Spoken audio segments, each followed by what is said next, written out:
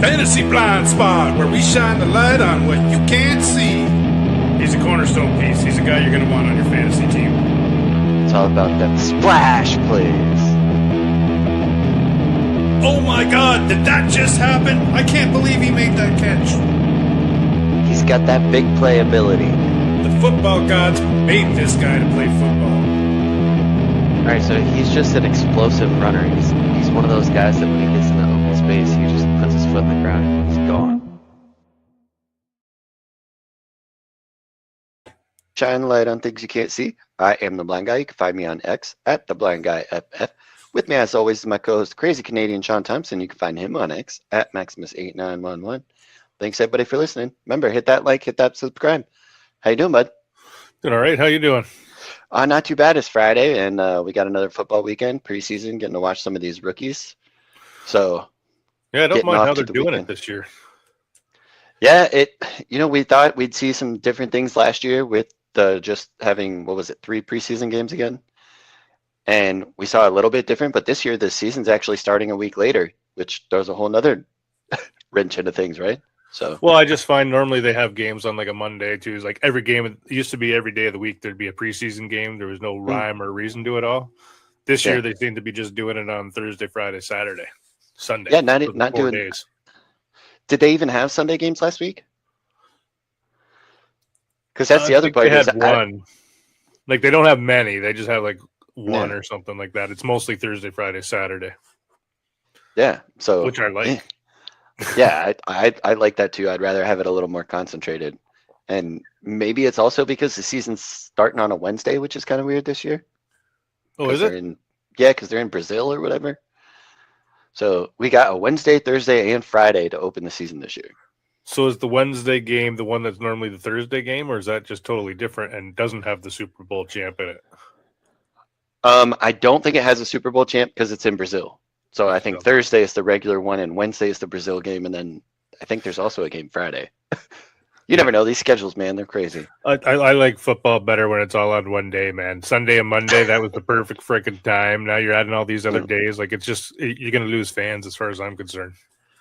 So I don't mind the Thursday games now. Like, they've gotten better since they've made them division games.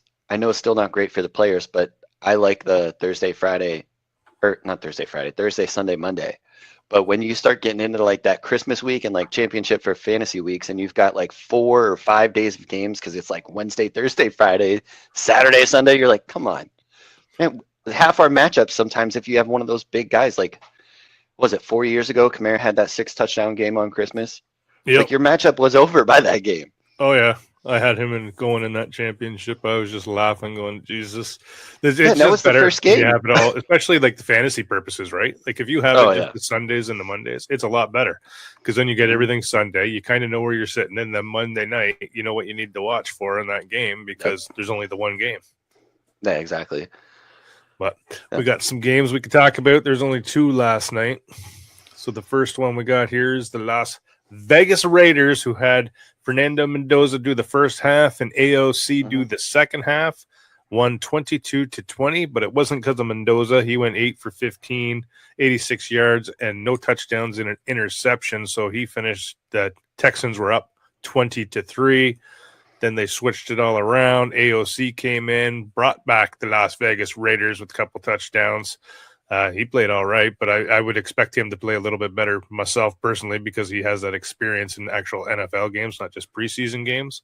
Right. But what screamed to me from this game and Mendoza's time was Kirk Cousins is definitely starting out as week 1 starter. Well, I think they've already said that. I don't think Mendoza necessarily. Okay. No, Kubiak at the press conference said that he's got 1 more week before he has to name a starter, and he won't do it until after the 3rd preseason game. Okay, see, I thought they had already said, like, the plan is for Cousins to start, and he's going to. One thing that stood out to me in this game, not just Mendoza's play, but this was all second team. He didn't have any of the first team out there except for, I think, Jalen Naylor, maybe a couple of the skill position guys, but it was the second team offensive line for Mendoza. But he was also going against the second team defense for the Texans, which to me, I think this said more about the Texans' depth than it necessarily did about the Raiders. I mean, the Texans are definitely a playoff team. based on what we've seen from them the last few years, the way they're coached. So they are a better team overall. So I would expect them to be better. One of the things that kind of got me was the interception that Mendoza had was a pick six, and it was on a screen to Mike Washington. And it looked like, based on the broadcast, they were saying that Mendoza thought Washington would flare out and sit, and instead he tried to go up the field. And that's kind of what led to the interception and pick six. Yeah, that's going to happen in preseason, right? That's when you want it to happen. They're two rookies. They're both learning the playbook. You're going to have those little types of things. But Mike Washington, he played fairly well too. He had 9 carries for 56 yards, and he also caught 2 for 18, and then caused the interception. Yeah. Yes. As he also had a big side, just like what you said. Other than the depth from the second team, because they're not playing their starters, like that was impressive. But there's nobody that stood out of those second team guys to me. Defensively or offensively, or both? Just both. But yeah. Woody Marks had a good drive in that first drive. He had, I think it was 5 touches for 43 yards when he was working with Stroud, and Stroud got 1 drive. I think he was 5 for 7 for like 49 yards and a touch, not the touchdown, but led a touchdown drive. So Texans starting to look like they are a well-coached team, right? And that's what you see in preseason. Fewer mistakes, looking like better football overall. And that's what we saw from the Texans here in this game. Yep. All right. Well, we'll move on to the next game, which is another West Coast team between the San Francisco 49ers and the Los Angeles Chargers. They had joint practices leading up to this, and the whole big talk was how Jim Harbaugh wanted to meet Brock Purdy. But 49ers win this one 41-17. Basically, what is his name? Andre Martinez from the UFL there. He's come over, went to the Jets. Now he's been on San Francisco for the last couple of years. He got a lot of play time. He went 8 for 17. Only had 57 yards, 1 touchdown, 2 interceptions, though, but he seemed to be running most of it. Striblin in the last 2 preseason games. This one here, he was 4 for 46. But if you had his other ones, he's been targeted 14 times. He's had 10 catches for 114 yards and I think 1 touchdown. But Keon Black came in after McCormick did, which Sincere McCormick came over from the Raiders. He was there when Pierce was there. Yeah. He did all right, man. 6 for 53 and a touchdown, and he was the first one out there, and Black followed him, and he went 8 for 33. So Black looks like he's going to be all right in this system. So does Sincere McCormick, where I think Sincere McCormick might have pushed himself up to the RB2. I mean, it's possible. Like that's one of the camp battles I think that's still pretty open just because of all the injuries in that backfield is who's going to be the one to fill in behind McCaffrey. I think also the bigger story from this one wasn't so much the game, but the joint practices you touched on. The Chargers lost their center that they just signed in Tyler Biadasz. They don't know how long yet, but it sounds like he's going to miss some time with that knee injury. Oh, so, I saw indefinitely. Yeah, so that just means we don't necessarily know yet. It could be a season, could be a few weeks, could be a couple months. Doesn't sound good, but that also means you're shuffling that whole offensive line again, which was their whole problem last year, right? They lost both tackles.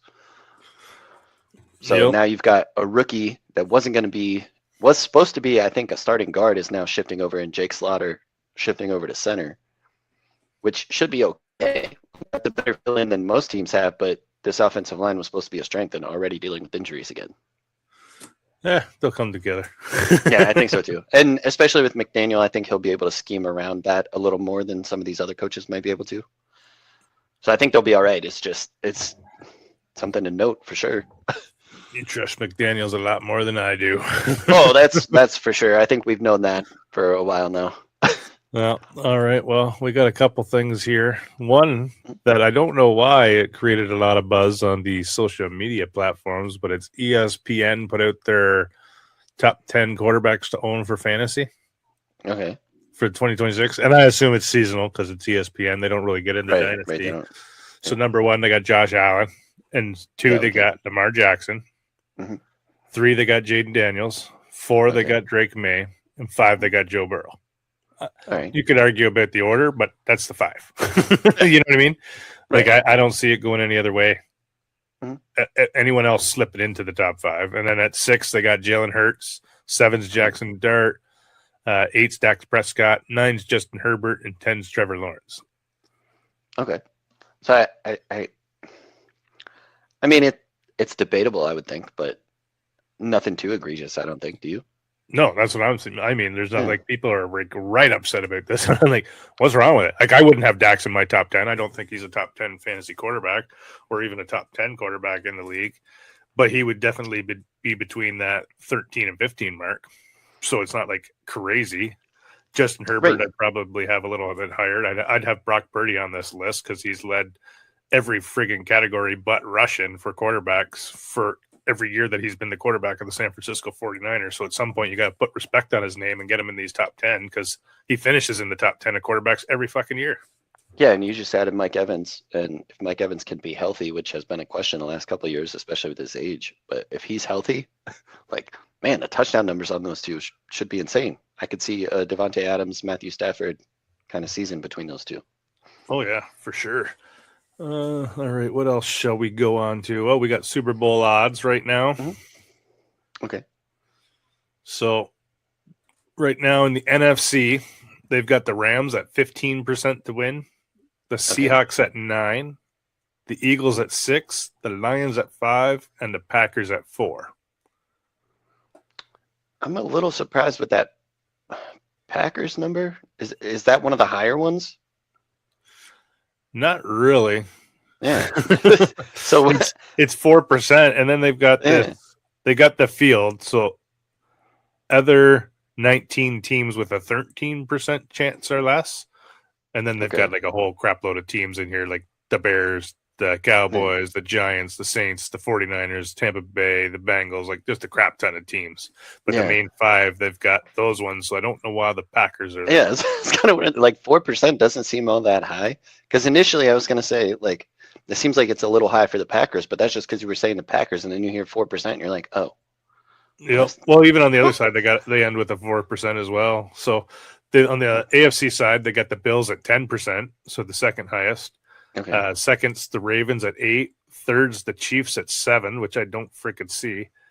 4 is the Texans with 7%, and then 5's the Chargers with 4%. So they have the Chargers and the Packers with the same odds to win the Super Bowl. I think you could even look at that and go, do you think that's true? Because I don't. The who?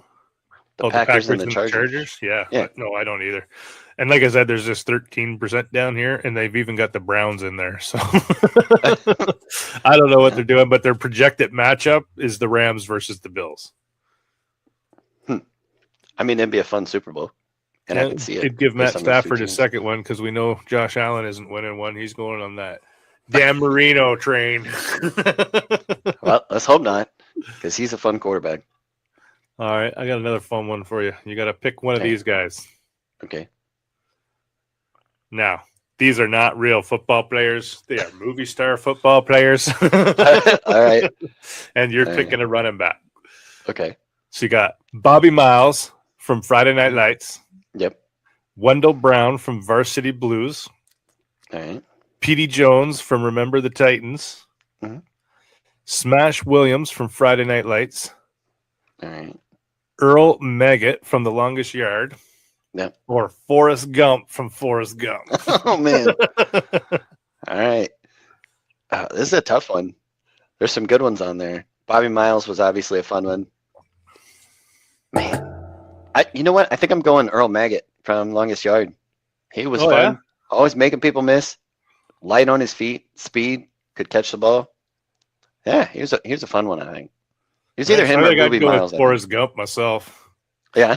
He's like bigger bruiser. Gadaboo with speed and endurance. That's true. He did run forever. Just point him that way. And then another thing, since you brought him up, is Mike Evans. This kind of shocked me. I knew Mike Evans had like 10 years in a row of 1,000 yards. So this is the most 1,000-yard receiving yards in NFL history. Jerry Rice is obviously number one. He's got 14 1,000-yard seasons. Mike Evans has 11 at second. Yeah, there's no way he's not going to be a first ballot Hall of Famer, man. Oh, I would have to think so. I mean, he's got the record for most consecutive 1,000-yard seasons to start a career. And that might not even get beat because you could have argued that Jefferson had a strong start with his 1,400-yard rookie season, but then he followed it up with that dud last year from the craziness at quarterback. Yeah, so, well, it's hard when you don't have a quarterback to get there, but Mike Evans did it without quarterbacks too for the most part. Well, and I think that's the other thing about Mike Evans that people forget is like how healthy he was. Like he's always been healthy and on the field, and that's one way you have to get that 1,000 yards, right? Like you can make the argument it should be easier with an extra 17 games with 17 total games now, but again, like you still got to be healthy, and even these young guys coming in, we're seeing injuries. Lemon just starting to practice, right? So. Well, you look at that 17 games, too, man. It's like, okay, yeah, there used to be 14 games, but you rarely threw to the tight end. You hardly threw, and you only focused on your 2 wide receivers on the outside for the most part until San Francisco came along with the West Coast offense in the 80s and kind of changed it and added the tight end and the running back into it. But nowadays, you need 3 wide receivers, 3 good wide receivers, because that slot guy's got to be good. That position's developed. Mm-hmm. So, and then you got the tight end and the running back. So, yeah, okay, it's more games, but you've got more targets out there that you've opened up the playbooks to. Well, and especially with what we've seen over the last couple of years, too, it seems to be shifting from big pass plays to, okay, well, let's shift back to heavier personnel and running. Yeah, because they've gone with 2 high safeties to stop the pass game. But but it's still one of my greatest fantasy decisions, man, when Mike Evans was a rookie and I had the 1.01. Sammy Watkins was the consensus number 1 overall pick. And I'm like, man, there's just something about Sammy I don't like. I don't even think he was the best wide receiver on his team. I thought DeAndre Hopkins was. So with the 1.01, knowing in my head that I thought Hopkins was better than Sammy, I took Mike Evans. And then I had the 6th overall pick. And I took DeAndre Hopkins. There you go. So I ended up start winning some championships after that. Yeah. Great. 3rd on the list, we got Randy Moss. He's got 10, and that marks off the ones that have hit double digits. Then you got Larry Fitzgerald, Terrell Owens, Tim Brown, Jimmy Smith, all with 9. Marvin Harrison, Brandon Marshall, and Reggie Wayne with 8. So the one thing I also noticed is none of those are recent names. As far as except for active players. Yeah. So I'm curious as to what the closest is for an active player. That's probably for another episode. But even thinking about it, 1,000 yards, that's only 60 yards a game. Yeah, it's not hard to do now. But assuming you're playing 17 games, which I think is the big thing. They played through concussions back then and these minor soft tissue shit. Right. Like, the NFL is too soft, I think, to have a wide receiver even get to the double digits again. Like, which even is also Jefferson's a crazy thought, going down, like you said, right? Like, yeah, he was on pace to crush Jerry Rice's records, but now with these last couple of years with no quarterback, he's like not even on pace anymore to get close to it. Right. It's just crazy. Like these records, I don't think people realize how long it takes and how hard it is to get there. Like even like baseball is another one, like those home run records people talk about, like, 40 home runs is an awesome season. 30 is a really good season in today's baseball. But like you saw guys doing 60. It's just, it's a tough thing to do. Like athletes today are probably better athletes than we've ever had because of the science and technology that's going into it. Like we've talked about in the past too, like you got these schools that are strictly for athletes. Like that's just crazy to me. Yep. Do you want to do top pass rushers or quarterback wide receiver current combos? Current combos could be fun because that's also fantasy relevant. All right. Well, let's go to that. So this one has top 5 current wide receiver quarterback rankings. One of them I completely don't agree with because this is all based off the 2025 stats, and this is done by PFN. So if we're going by 2025 stats, the 4th one they have on this list is Drake May and A.J. Brown. How the fuck could they be on this list if they weren't even playing together? That's just speculation and hype train. Yeah, like you can't put out you're a friggin' ranking list and say these are based off the 2025 numbers and have no numbers and then place Drake May and A.J. Brown at 4. So did they just take A.J. Brown's numbers from Jalen Hurts last year and Drake May's passing numbers from last year? They must have, but it's not those two combined. So to me, I would have those ones completely off the list. And you don't have Joe Burrow and Jamar Chase on here. Like, get the fuck out. That's who I'd replace that with. Just to start out, you kind of know because I know you can't see the list. So then at 5, we got Jared Goff and Ahmad St. Brown. Yeah, okay. That makes sense. And their grade was an 84.5. So is that the top one then? No, that's the lowest. Of the 5. Okay. And then that's when they have Drake May and A.J. Brown with their grade of 85.5. It's like, okay, how do you get that? So, Jamar Chase, there's no way you're going to convince me that Jamar Chase and Joe Burrow isn't in a 90% score. no, and the only thing you can argue, I think, would be that they didn't play all their games together, which, okay, and AJ Brown but and Drake May didn't play Brown one. haven't played at all. This makes me think that, like, some of these companies like this, like, they're just hiring somebody to do social media that doesn't know anything about football, because if you do know Yeah, something you get about more football, you're clicks like, when it's dumber because people want to Yeah. see what the Hey, hell is those- going on here. And then even Yeah. number 3, I could see it, but at the same time, I'm like, it's the wrong freaking guy. They got Dak Prescott and George Pickens with an 86.3. yeah, so either they're picking people to run these that aren't, like, big football fans, or they're just trying to make it clickbaity. Because Yep. I don't think, even your casual fan, I don't think they're going to say George Pickens is better than CeeDee Lamb. Oh, Unless that's nobody the is. only game they watched is the one when Lamb missed, right? At 2, they've got Sam Darnold and JSN at 88.1, All right. which, I mean, that one I can agree with. yeah, you can't really argue based on what JSN just did last year. No. And then at number 1, they've got Stafford and Puka Nacua at a 91.5. All right, MVP and another phenomenal season for Puka. Yep, but let's get in, talk some ball. Yes, sir.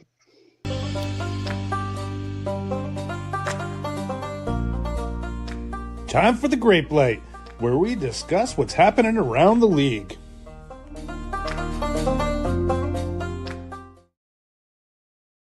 All right, welcome to the Grape Light. Got a little bit of news for you out there, so let's get started with that.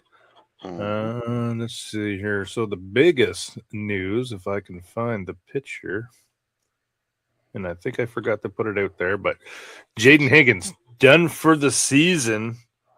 Do you remember what ACL done for the Yeah, season? torn ACL. Which is Or they said, really sucky. yeah, I think they said ACL damage. Either way, it sounds like done for the season. Not good, especially with all the camp buzz he was starting to get, talking about how he was going to be a big part of the offense, and they love the work ethic he's putting in, and the timing is better, and all of this buzz that he was getting, and now he's not going to be there this year. So I guess that opens things up, but I mean, Tank Dell's still coming back from a crazy injury, so you know he's going to be on a snap count if he even gets back to the field. Like, he's on the practice field, but that's still different, right? So Jalen Noel, I think it gives him a little boost. Well, I was thinking like Jalen Noel is my original thought, and then I got thinking, well, Noel's still a great slot guy that you're going to need, and you let Kirk go, and yeah, okay.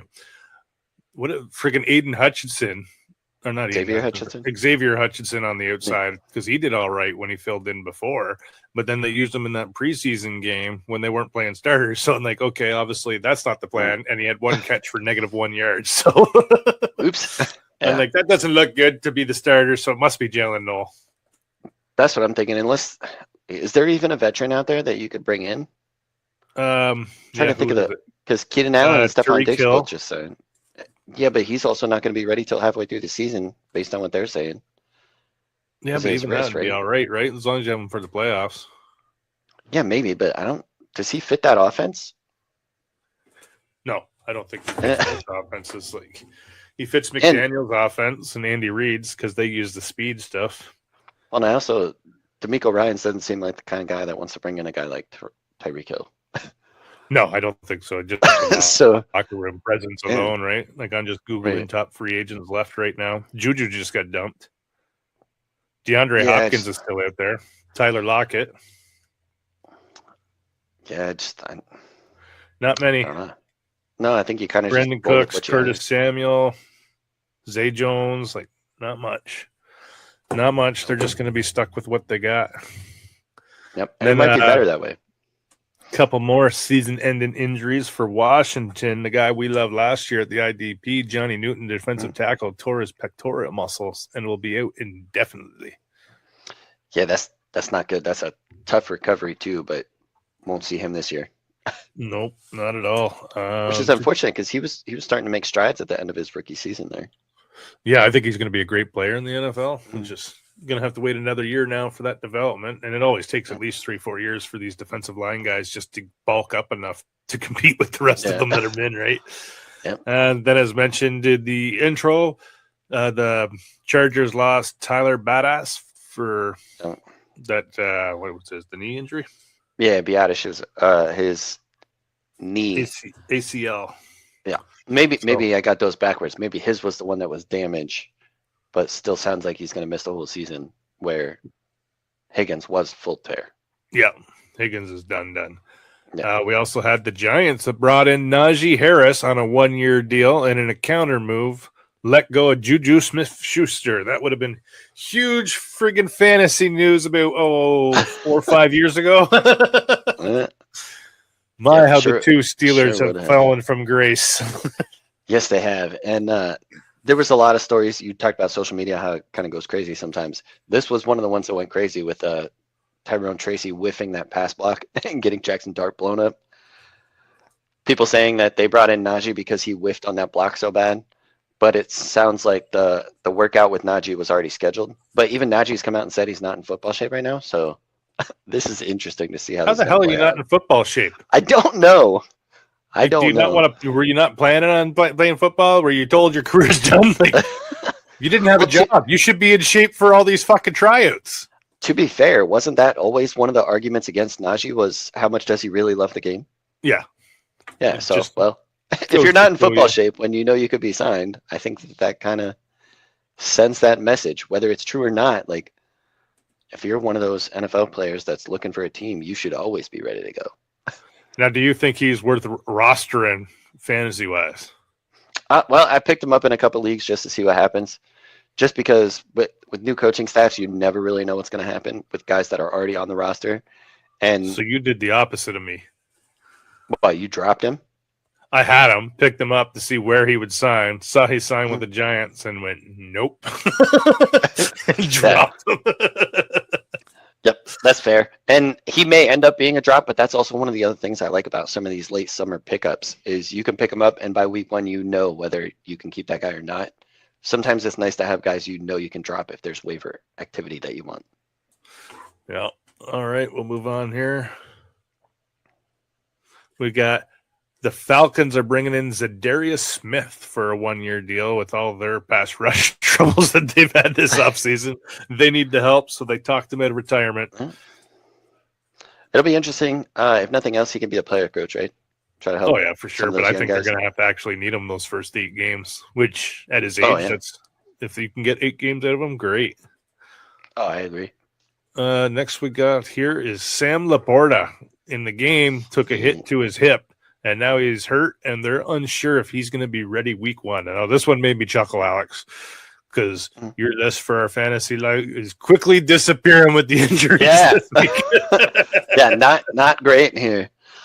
With this Laporta injury too, Dan Campbell, I think, is one of those coaches you never really get. Like, you get honesty out of him about injuries, but it's usually the honesty of, I have no idea, so I'm just speculating here. We hope he's ready for week 1, but we don't know. And with Laporta and the back injury he had last year that caused him to miss games, not a great start here. Not great for Laporta. Not at all. And then the other tight end news, George Kittle went and saw the doctor that worked on his Achilles, and he said that he's well ahead in his recovery mode. Yeah, and the other story that came with that is that it was all good news, and it sounds like that there's a real possibility he could play week 1, which I think we kind of projected just based on what we've been seeing already in this offseason. Hey, George has been saying all along he's going to be ready week 1, so I've never doubted him. Some guys just heal faster. Yep. And then this is the news of Clint Kubiak afterwards saying that he's got 1 more week to name the quarterback. Okay. Yeah, even so despite sitting Cousins, he hasn't made up his mind. Yeah. Well, I think it's Cousins, personally, unless I do Mendoza too. Just goes out there and goes crazy. And then in New Orleans, Alvin Kamara's to miss a month. He's got an MCL sprain. I don't think that hurts them too much because they've got ETN there now. Yeah, that's the other part too. Was like how much work was Kamara really going to get? Veteran guy, he's going to get some. You don't have to worry about that at least for the next few weeks. Nope. And then in Tampa Bay, Villa got his contract. Not getting traded. So much for that trade, right? Yep. And even he said in his press conference after signing it that he told Todd Bowles that when you retire, I retire. Or so Yeah. basically, and if he gets fired because he went on to say it wasn't Todd Bowles' fault, the collapse is all on the players. Like he gave us all the answers to the test. We just failed the test.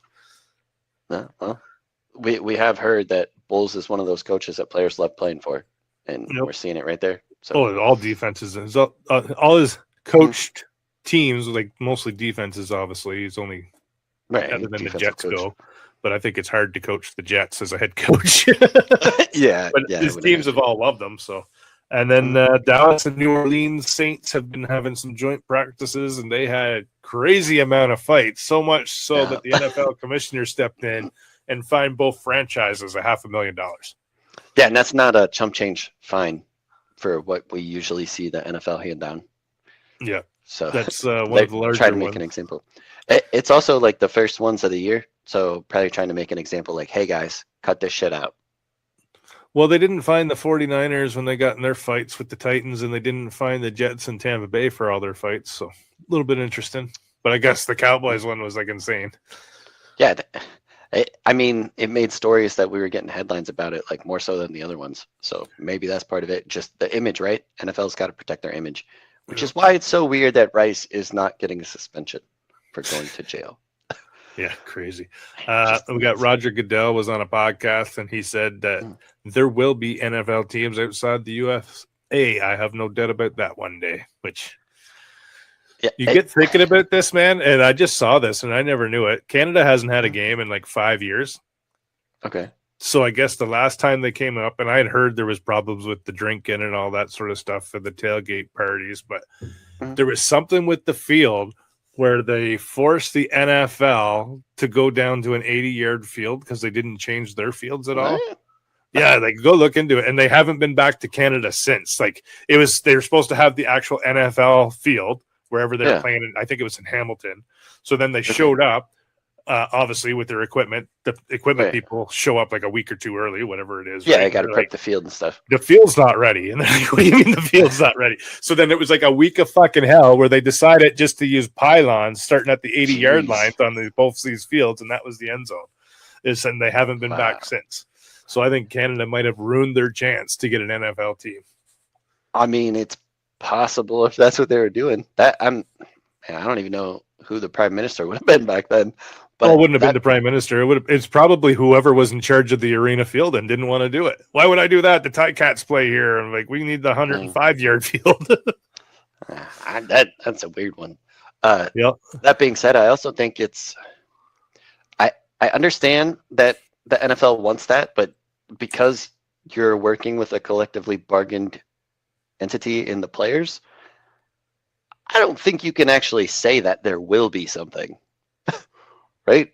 Like, doesn't the union actually have a grievance here? Like, I understand he's the commissioner, but like, you're already putting in the public's mind, like, you're swaying public perception already just by saying there will be, and kind of eliminating the union's bargaining position there, right? No, I don't think they have any say. What? Why don't they? You're saying something that's going to be in there. Let me put it to you this way, okay? Somewhere like Goodyear, making tires in Ohio. That was with the first Goodyear plant, right? Yeah. They decided they wanted to put a Goodyear plant in Canada because I just went up the road from me as well. They didn't have to get permission from the union workers at that union spot to open up the other Goodyear spot. They just hired people and added them to that union. That's, I think, a totally different situation, though. It's like, still a company that you're employed by. But you're not forcing your current employees to potentially play in another country and have to move and live in another country. Where, like, if you're a tire company, you're hiring for people that already live there. You're not making your current employees move like you would be in the NFL. And that union in the tire manufacturing industry is not going to be the same level of leverage against the company that these NFL players have. And that's where I would say you get the draft. If you get drafted by one of these teams and you don't want to go, then you just hold out for 2 years and you're into that process. You don't have to take the job. You take it because you want to be in the NFL. Yeah, I don't think I don't think that the NFL should be making statements like that personally. Like, I think the union has a case here to file a grievance against Goodell for saying that. Yeah. Now, again, that's also the biting the hand that feeds. So everything has consequences. But that's where I don't think Goodell. Yeah, I don't Can't think say the that. union would even fight it, even if they could, because that just adds more money to them, right? Because it's more advertising money, more this, more that, more team revenue sharing, which drives up the cost of all these contracts. Like that Jerome Bettis thing that I sent you. I believe I sent it to you, right? The reel where he's talking and he's like a free agent. He's like, there's 2 teams interested in me. And my agent, because the 2 teams were the Titans. Oh yeah, the and Eddie George one. I didn't know who it was that was talking. No, me neither. But And yeah, then he I was did see like, that one. my agent wanted me to sign with the Steelers over the Titans because then he could get his rookie that was in the draft drafted higher and therefore getting a higher contract.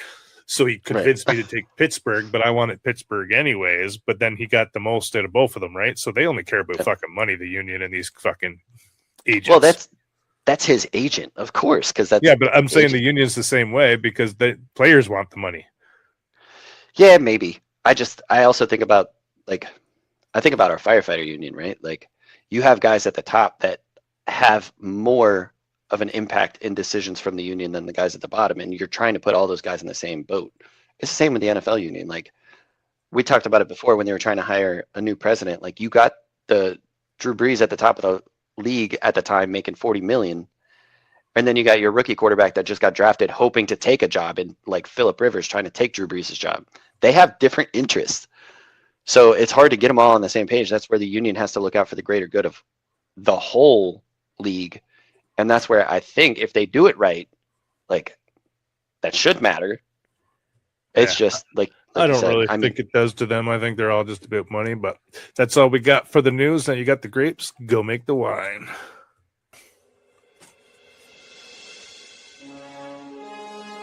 Next 5. Who would you rather have over the next 5 years in the NFL?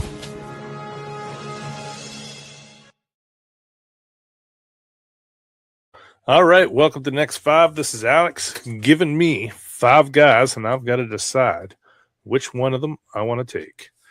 So we're going to the safety position. Alex has the first one, Julian Love from Seattle, age 28. He's due $12 million next year, 15 the year after that. Then he'll need a new contract. Then we go to Theinman from the Bears, the rookie. Basically do $1 million every year, and then you got to pick up the 5th-year option if you want. Next one's Hufanga from the Broncos, 49er. Troy Polamalu's prodigy, we'll say. He's due $13 million, $6 million, $14 million. Then he'll need a new contract after that. Kyle Hamilton, 25 years old, due 8.7, $10 million. Then he's into his new contract at $26 million and $26 million. Then Derwin James, the guy that Jim Harbaugh says is a football god, due $51 million, $20 million, $27 million, then $27 million, which is a lot of money for a 30-year-old safety. Yeah, I couldn't believe that contract when I saw that with the age. No, I gotta say I'm shocked at that contract. I didn't know it was that high. That's crazy. Yeah, so it's safe to say if I'm picking one of these, probably not even though he's my favorite safety out of all these fucking guys, and if I was Jim Harbaugh, I'd probably make the same decision. But because you're not on my team yet, I am not paying that salary. Yeah, that's just crazy. I didn't realize it was that high. $51 million this year, and you know he's going to get it. Oh yeah, like that's just insane money for a safety. Then we got Julian Love or Jeremiah. Julian Love. Julian, 28. I think he's a solid safety, but I don't think he's a generational safety. So I'm going to cross him off the list as well. Because I grew up with the 49ers watching Ronnie Lott. I had been spoiled at the safety position. Unless you're a top guy, I don't want you. Makes sense. Which is why I said if I was Harbaugh, I'm paying Derwin James if he's on my team because I don't want him playing for anybody else. But I'm just not going to bring him into that contract. Theinman, I think he's going to be special, especially with that Bears one. But I want to see it first. Hufanga's got a specialty to him, but I don't know if he's allowed to do his free range as he was with the 49ers that gave him that Troy Polamalu type of edge. Well, you can give him that freedom because he'd be on your team. Oh, I could. But then that injury kind of scared me too. Like I love Hufanga. I think he was great. But then when you look at this list, it's like, okay, Kyle Hamilton, I don't need a middle linebacker with the mic on if I got him. I can put the dot on the Kyle Hamilton. I can move him all around. If friggin' my corners are having a hard time, I can bring him down, put him on a slot wide receiver. I can put him on an outside wide receiver. He's just the most versatile guy in here that can be the quarterback of your defense. So that's who I'm going to end up with, Kyle Hamilton. I like it.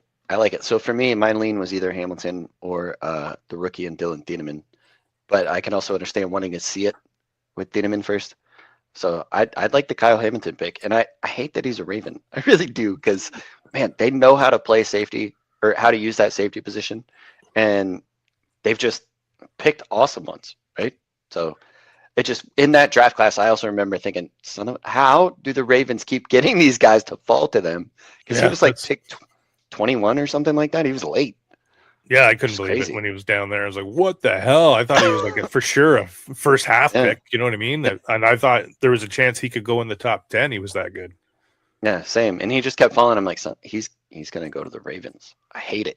That's where he's going to go. Well, but that's our next 5. I end up with Kyle Hamilton of these choices. Let us know in the comments who you'd pick.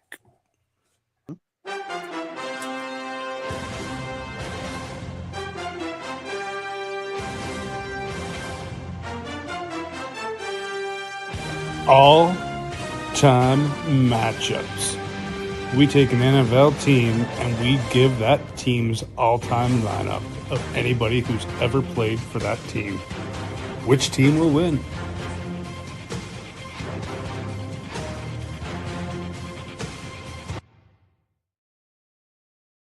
All right, welcome to all-time lineup, and Alex has chose to do the Patriots today.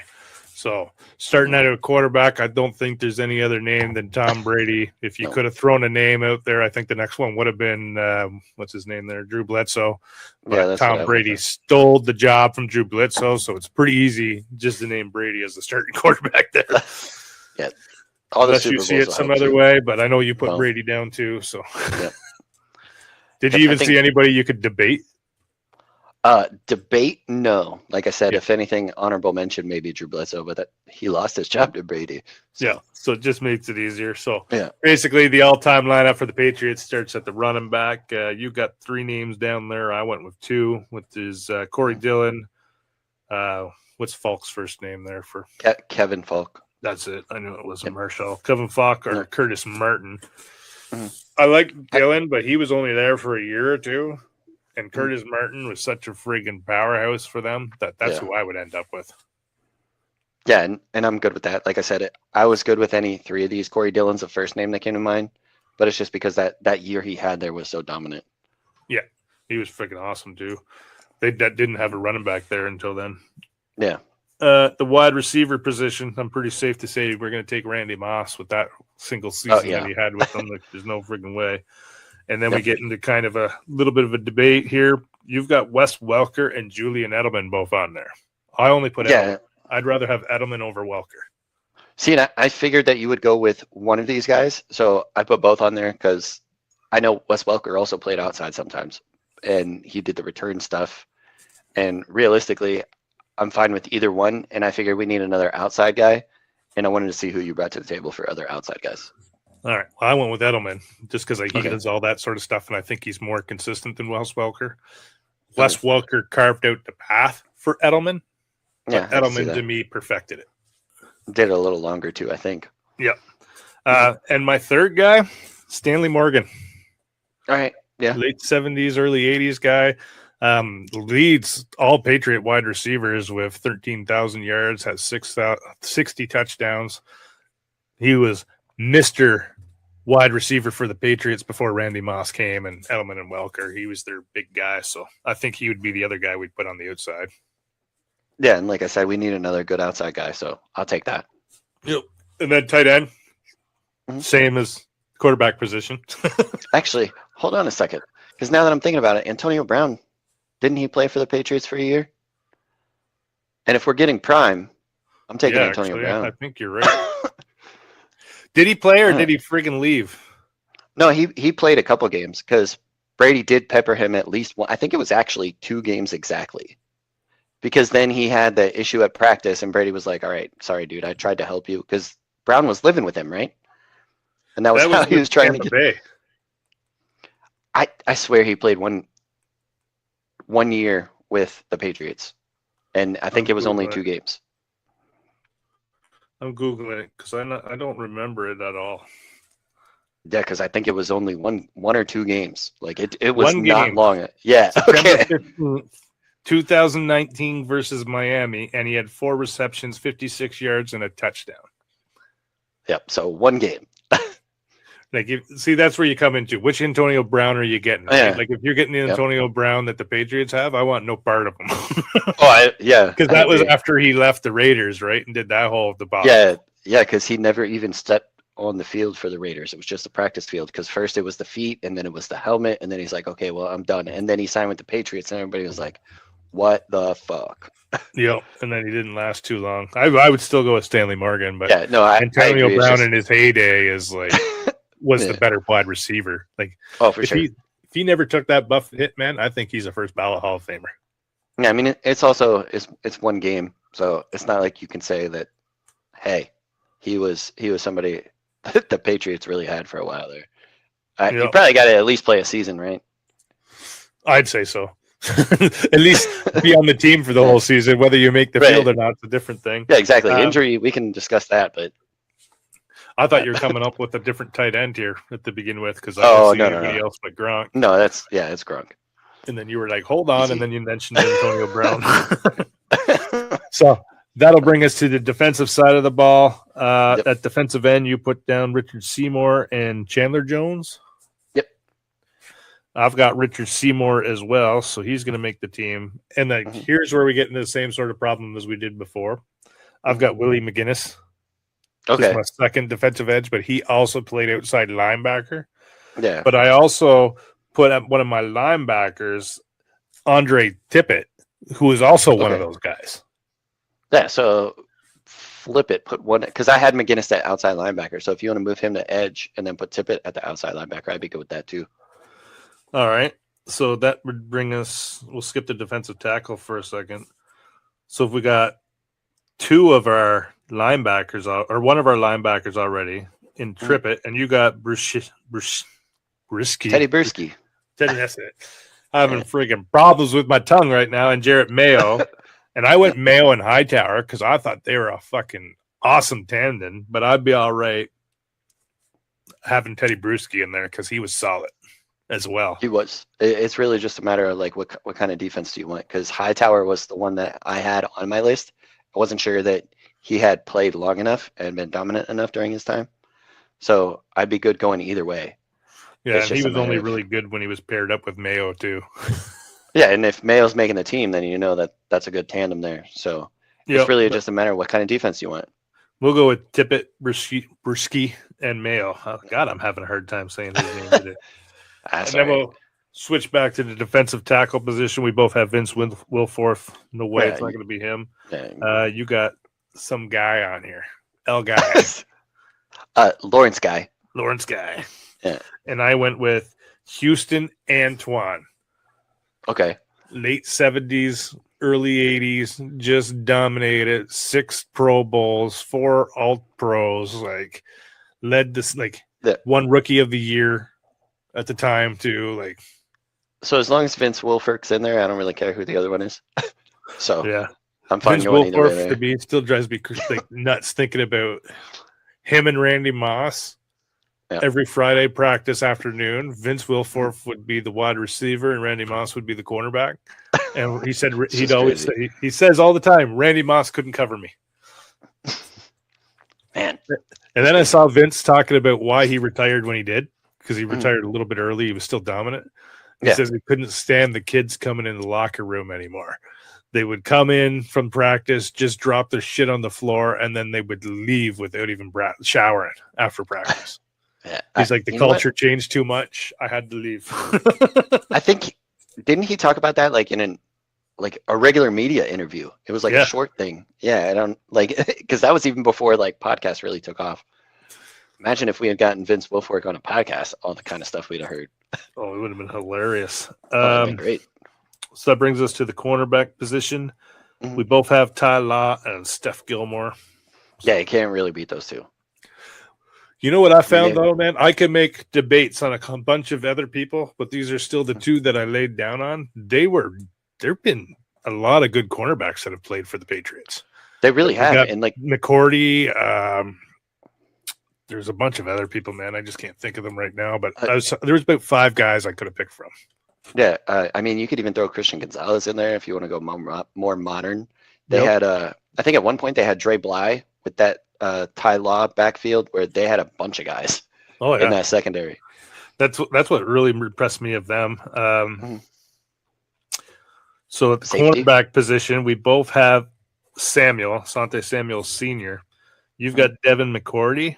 I've got Rodney Harrison with Patrick Chung as like an honorable mention.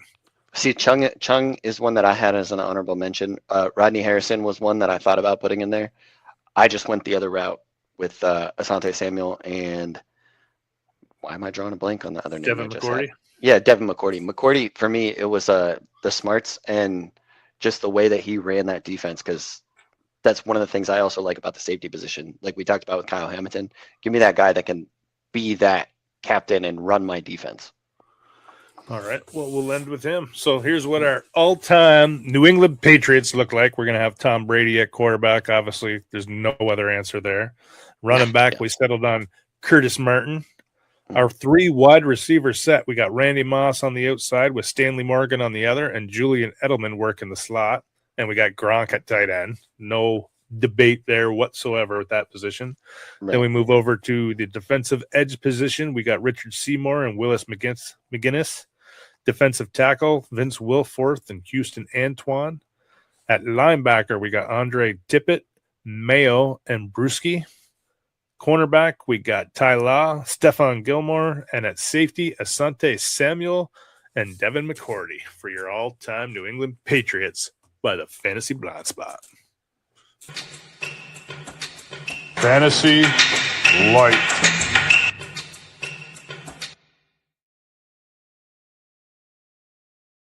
All right, welcome to Fantasy Light. Today we are going to be talking about our favorite picks per round.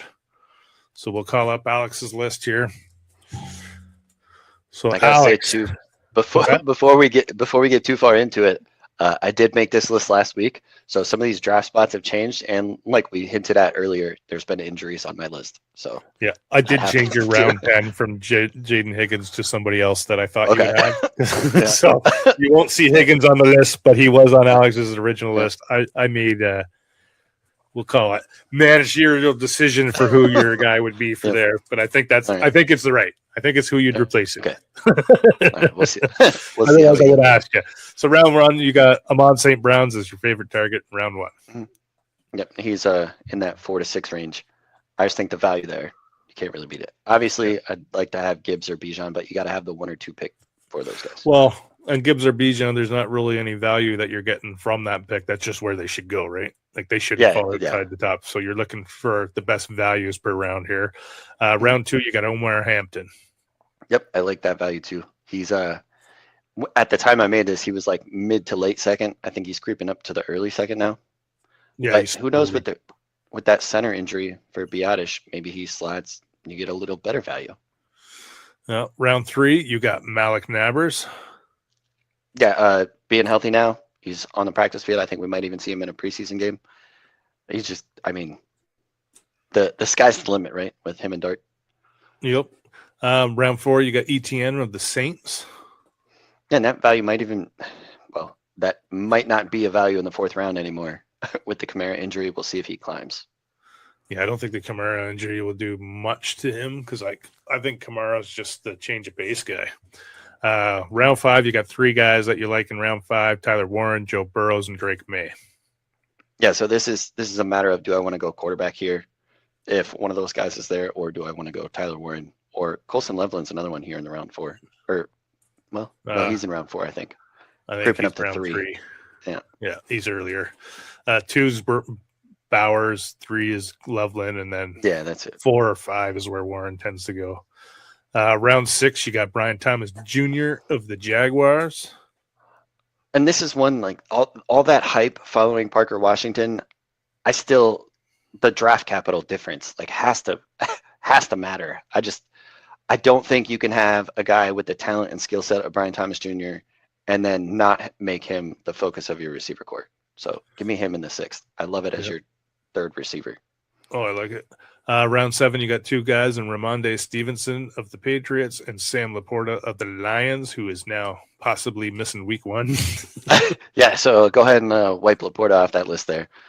But Ramondre Stevenson, I think even later in some drafts, you could see him in the 8th, 9th round, but I'm willing to get him in the 7th because I still think that what we saw in the playoffs, I love Henderson, but it's that pass blocking. Like, has he proven it? And with what we saw from Stevenson last year, I still think it's 50-50 timeshare. Give me Stevenson because I think he's going to be at the goal line. All right. Then round 8, you got Quentin Johnson of the Chargers, who I also fooled around with putting him in there, but I just couldn't do it. You didn't? No. No. So I just mentioned Parker Washington and the hype surrounding him with the last 4 games he put together. What's crazy is if you compare it to the first 4 games of Quentin Johnston, there's like a 20-yard difference. That's it. 22 catches. Johnston was, I think, 370 yards, and Washington was 400, and they each had 4 touchdowns. So this is one of those things. When's it happen in the season determines how we feel about guys.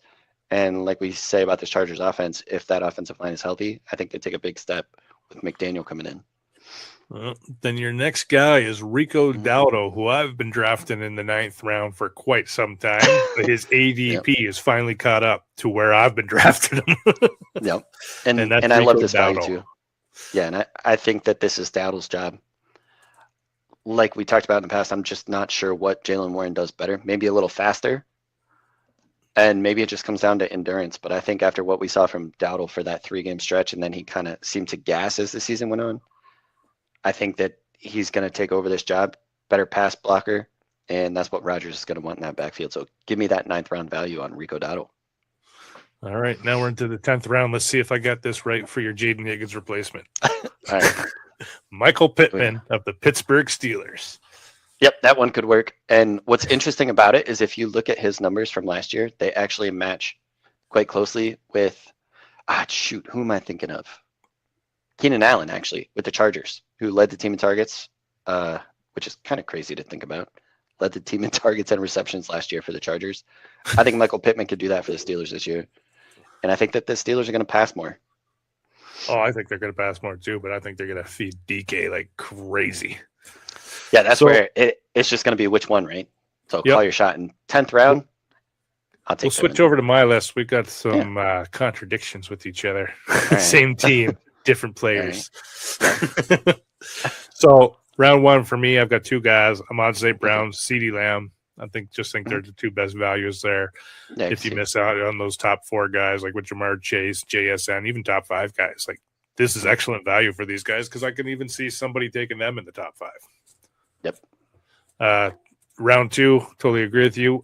Omar Hampton, he's the guy with the best value in round 2, especially if you can get him in the middle of the round to the later of the round. Yep. Round 3, I agree with Malik Nabers. I got him on here. I also got Colson Loveland, who I would take. Yep. Just get one of those top tight ends and pretty early round, and you're not wasting on round 2 for Bowers, which is pretty high to take a tight end. Yep. Round 4, I have ETN of the Saints as well. I think he's just going to get fed, or Breece Hall. If I can come away in round 4 with one of those 2 guys, if I miss my running back in the first round, I'm friggin' happy. I like Breece Hall too. My hesitation was just with a groin injury. I don't love injury before the season. But I'm hoping he comes out from it. We'll see. Round 5, I've got Ladd McConkey of the Chargers. I just think he's going to have a big role this year, and they're going to pass a lot more too now with those 2 tackles back. Yeah, I think that was one of the reasons why they went to more of a run style game last year. And then we get into a 3-round stretch here of wide receivers that I like, because round 6 I got DK Metcalf, man. Okay, I'm going to take the chance on him with everything Mike McCarthy's saying, everything that's happening in those Steelers practice with moving him around and like using him like CeeDee Lamb. The guy's got the physical skill set to do it. So now that he's finally getting the chance to be an all-around wide receiver, I want part of that. So I'm going DK in round 6. I hope you're right as a Steelers fan. Round 7, there's no way I'm passing on Marvin Harrison Jr. if he's there in the round 7. And I'm just going to hope that he finally lives up to his potential, because he hasn't really he showed promise, but he hasn't shown anything where he's like a must-have guy. But I think to me, he's a must-have guy. There's been those flashes, right? Yeah. So you see a game or two here or there, or a play. Then round 8, I got Trayvon Henderson of the Patriots. I'd rather have him over Stevenson because I think he's the future there, and anytime he touches the ball, he can take it to the house. Round 9. I just haven't seen him falling that late. Otherwise, I'd like that value if he was in the 8th, but I've been seeing him in the 4th and 5th, which to me is crazy. Yeah, seasonal, he's going down around with round 8 though, and that's kind of what I lean more towards seasonal right now because we're in that kind of phase. Round 9 is Rico. It hasn't switched for me all summer. He's been there, and I'm like that. This fucking guy is going to win this job. He is Mike McCarthy's freaking guy. He worked freaking brilliant in Dallas, and he brought him over for a reason. So I'm going Rico. And if I have Rico with Breece Hall or ETN, I am more than happy with my running backs, especially if I got Hampton as well. Well, and if you do that, look like we're talking about, look at all the values at receivers in those other rounds. Oh, yeah. There's a lot of wide receiver value. If you just take what's best available, you can put together a pretty good team. And then round 10, my final spot, a guy that I thought was going to be the top rookie, going to be up for Offensive Rookie of the Year, KC Concepcion. All right. I thought you might go Ted Hurst there. No, I think KC Concepcion's going to be – I think it's between him and Ted Hurst. Yeah, you got to love the usage that you saw from him in that first Browns preseason game, too. Moving him all over the field, getting him easy looks, getting him deep looks. Yeah, which is what they're doing with DK. You need one of those wide receivers now. But that's our top values per round for fantasy. Camp battles. Who's going to come out the victor?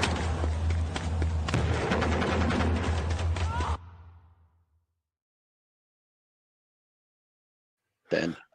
All right. Welcome to Camp Battles. We got our intro this week, so we're all good, and we're just going to update what we've been watching basically in these camp battles. So obviously we'll start with the Cleveland Browns quarterback room, since that's the one that everybody seems to be watching. Shedeur Sanders versus Deshaun Watson. We're going to see Shedeur Sanders get the starting job this weekend when the Browns preseason game. We saw Deshaun Watson start already, and nothing impressed me other than, yeah, you were a great game manager, but I don't want to see any style of game management in these preseason games. I want to see you push it, you throw an interception. I don't care. So I think Deshaun Watson hurt himself more in that game than he did any good.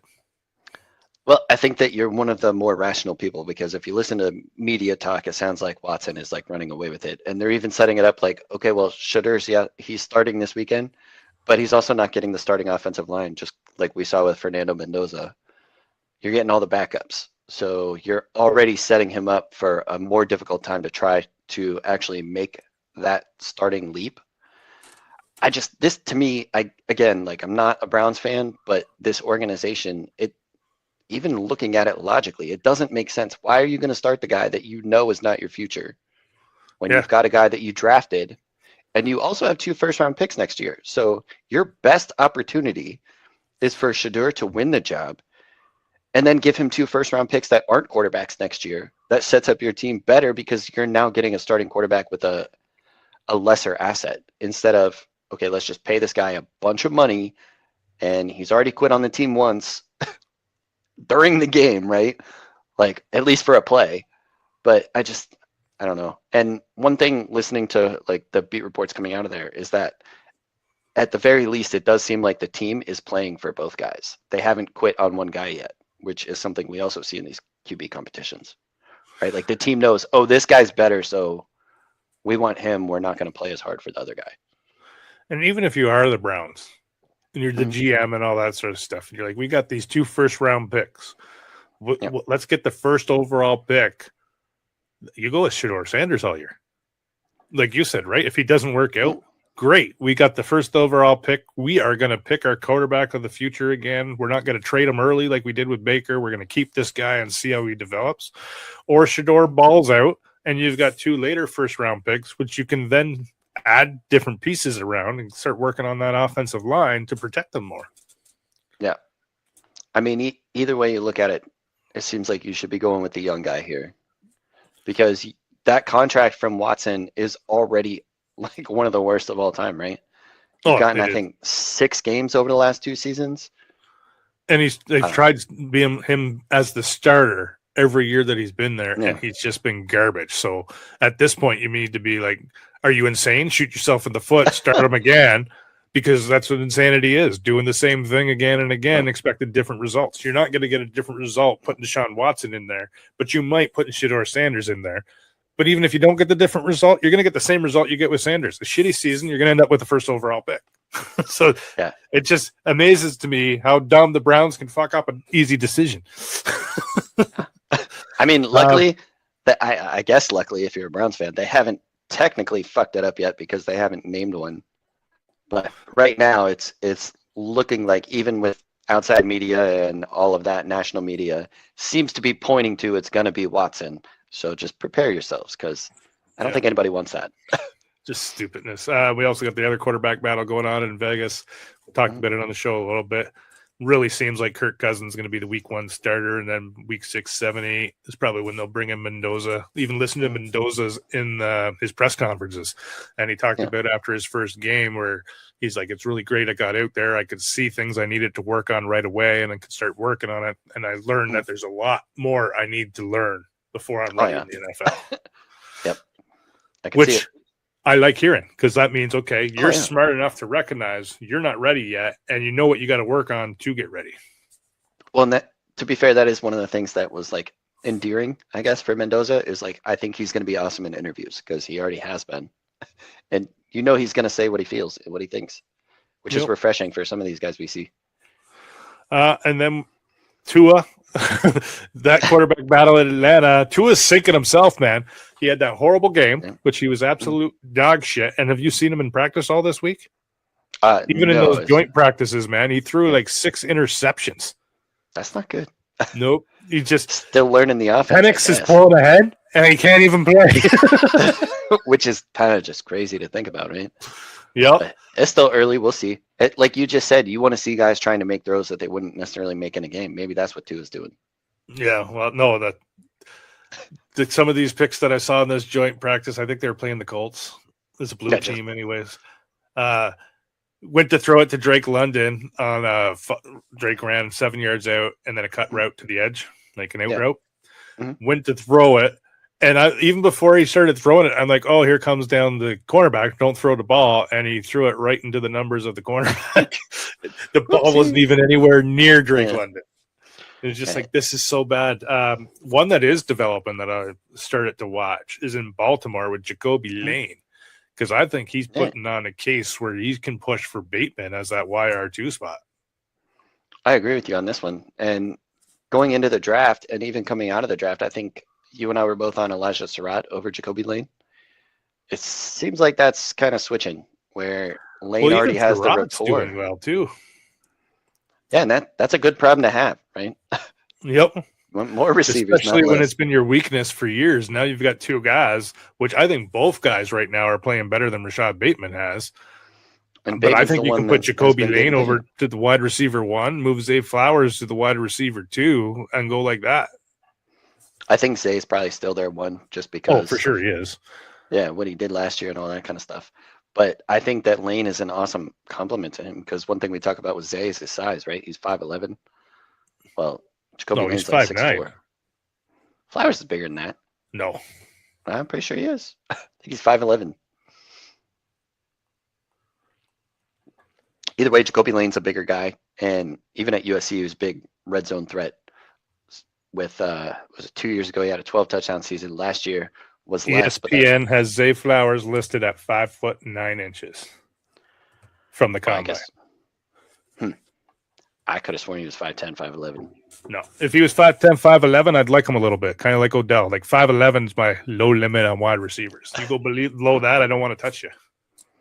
Yeah. Well, so that's the only reason I'd move him over to wide receiver 2. Not that I would switch any of his plays or whatever. I'd just redesign them so they flip. But I'd have teams more worried about Jacoby Lane in that X role than I would Zay Flowers, because Zay Flowers, if he can get that one-on-one coverage, if Jacoby Lane continues to do what he does, like, it's just going to move Zay Flowers to that next level. Yep. That's again one of the reasons, like, I hate to say it, but I am interested to see what Declan Doyle does with this Ravens offense. And then I got a couple battles I've been watching in Pittsburgh. One, Rico seems to be slowly creeping away with that starting job, so I'm kind of like that one. But have you been watching the right tackle position at all between Dalvin Cook and Max Ihamaker, the rookie? Ionicher. No, I have not. Yeah, Ionicher is making a push for that starting job there. Well, that's great because if he gets it, that means he's playing really well. Yep. And so a couple things to watch there from Pittsburgh for the run game. Yeah, and that like you're talking about, I think we're going to pass more just because that seems to be what McCarthy does, and play fast. And you could play faster passing than you can running. But that right tackle position is going to be big for the run game, either way you look at it. Yep. That's your big mover, right? Yep. So these are the camp battles that me and Alex are watching heading into week 2 of the weekend for the preseason. Prediction time. What do we see? How do we see it? Do we see the future or do we not?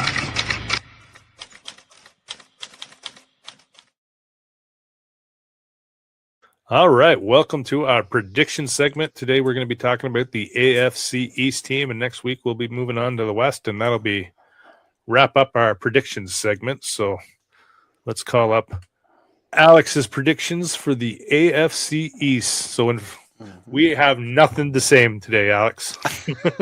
All right. Like we have the running back, wide receivers are the same, but other than that, everything else is different. So at first, you've got the Bills. Second, you got the Patriots. Third, you got the Jets. And fourth, you have the Dolphins. Yep. So Patriots, it's tough to lose the Super Bowl. And there's always that Super Bowl hangover seems to be the team that lost the Super Bowl, not always the team that won it.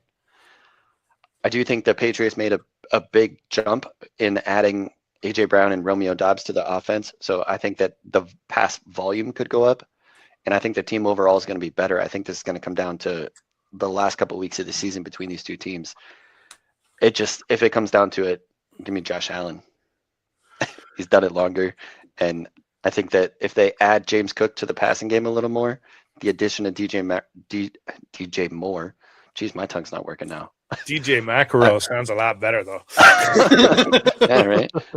I think your DJ name. Yeah, right. Adding DJ Moore will help there. Giving Josh Allen that extra guy that when he does scramble to make room, DJ Moore is going to find that open space. And Dobbs is going to be that guy that can add to that Khalil Shakir role a little more and give him a little more volume. So give me the Bills. And then towards the bottom of the division, that like Dolphins, there's a chance that we're all wrong and we're just way too low on the Dolphins. It's just really hard to convince yourself of a story where they don't finish last. Man, I don't see how they finish even higher than third, and I had to fight to get them there. We'll go over the positions here. So your top quarterback, you got Josh Allen of the Bills. Top running back, James Cook of the Bills. Top wide receiver, A.J. Brown of the Patriots. Top tight end, Dalton Kincaid of the Bills. And your top rookie, Caleb Douglas of the Miami Dolphins. Yeah, just because somebody has to catch passes there other than Devon Achane. And even with Achane, like Malik Willis is that running quarterback. So unless they're designing everything to Achane, I don't think he's going to get those dump offs he was getting from Tua last year. What's your thoughts on Kincaid here? Because I was surprised to see him on your tight end list. I don't love the other tight ends in the division. Yeah, it was hard picking one. Yeah, for Miami, I just is it going to be Greg Dulcich? He's had so many opportunities. I don't think that it's different with Malik Willis at quarterback. With the Jets, I would like Sadiq, but he's already dealing with injury, right? Is he back on the practice field yet? And he's also a rookie, so it's hard for a rookie tight end to make that big of an impact right away. And with the Patriots, is it really going to be Hunter Henry? Because I think if you could throw it to Hunter Henry or A.J. Brown and Romeo Doubs, I'm going to the receivers every time. So it's kind of just process of elimination for me. That's basically how I got to mine. I just got to a different name. All right, so we'll hop over to my list here. So for me, I've got the Patriots finishing first again in that division. Okay. I've got the Bills finishing second. I've got the Dolphins finishing above the Jets. Just solely based on I think the Jets are going to, obviously the Jets and the Dolphins are both going to struggle early in the season. But I think the Jets ownership is going to get involved and start meddling their noses in Aaron Glenn's friggin' plans, and it's going to throw off Aaron Glenn's plans so much that it's just going to derail that locker room, and that's how I think the Jets are going to finish last because of Woody Johnson. I could see it. And Yep. that's the other thing we talked about with the Jets too, is last year was Aaron Glenn's first year, and then you fire both coordinators after your first year. That's not typically a good sign. No, that's Woody Johnson pressuring you, saying, what's going on here? Blah, blah, blah, blah, blah. No, I have the wrong guys, just covering up your job, right? So going over to the quarterback positions, I got my best quarterback as Drake May of the Patriots. So we're a little I different almost went there. there too. Yeah. Running back and wide receivers, or my running back is the same as yours, James Cook. I went with a different wide receiver and DJ Moore for the Buffalo Bills because I think he's going to have a fantastic year with Josh Allen. I can see it. Tight end, process of elimination, but just like you, and like, who the hell could this be? And I come between this guy and Dalton Kincaid, but I ended up landing on Hunter Henry for the Patriots. Okay. So one way I could see that pan out that way is touchdowns, right? I think Hunter Henry could get more touchdowns. So really at the tight end position, that's kind of the prediction anyway, right? Yep. And then my top rookie, again, process of elimination, I went Khalil Shadiq. I thought about Omar Cooper, but I'm like, no, Geno's there. He only really supports one pass catcher and a tight end. So, and then I thought about Caleb Douglas, but I'm like, they haven't even put out that yet. It's too early to try to put one of these Dolphin rookie wide receivers on. So that's how I ended up with Sadiq. I'm not saying go out and get Sadiq for the season, but by process of elimination, I just think he's going to have the best rookie season in this division. Yep. I could see it. And one thing I've noticed, especially with myself and a lot of fantasy players, is like when you have guys on your team, you tend to like them better, right? Because they're on your team. And you have a lot more Sadiq than I do. So it's also possible that that's why. Well, I think that's 2 more than I have. So, and I regret drafting him in the 2 that I did. Which is interesting. Like I also thought about Amari Cooper there. Or Omar Cooper, not Amari Cooper. Blast from past a little bit. Yeah, that's going to come in my head all fucking season now. Sorry. Yeah, I thought about him too, but like you said, Geno Smith typically only supports one guy, and I think that's going to be Garrett Wilson. And if there is a second guy, that Sadiq touchdowns, I think, are going to be more than Cooper. So it's really, like you said, predicting touchdowns. It's hard to do. Well, that wraps up our show and our AFC East predictions. So I hope you guys enjoyed it, and see you next time. Have a good one.